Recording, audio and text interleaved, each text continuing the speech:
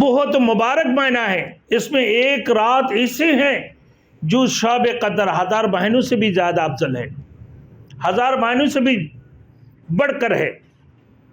اللہ تعالیٰ نے اس کی روزہ کو فرض فرمایا۔ Thanks for watching. Don't forget to like, comment, share and subscribe to Maulana Habibullah Rouhani Official. فَاتَّقُوا اللَّهَ مَا اسْتَطَعْتُمْ، اللہ کو ڈرو جیسے تمہیں استطاعت ہے۔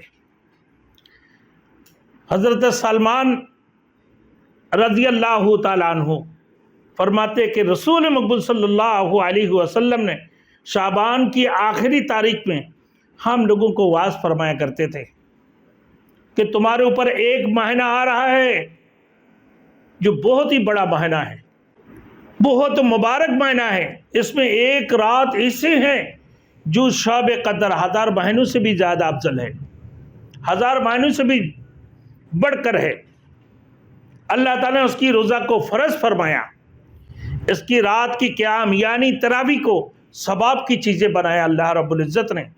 جو شخص اس مہینہ میں کسی نیکی کے ساتھ اللہ کا قرب حاصل کرے، ایسے ہی ہے جیسے غیر مہینہ میں، یعنی ایسا جیسے غیر رمضان میں وہ 70 فرض کو ادا کرے، غیر رمضان میں وہ فرض کو ادا کیا۔ اور جو شخص اس مہینہ میں کسی فرض کو ادا کیا، وہ گویا کہ غیر رمضان میں وہ 70 فرض کو ادا کیا۔ صبر کا مہینہ ہے،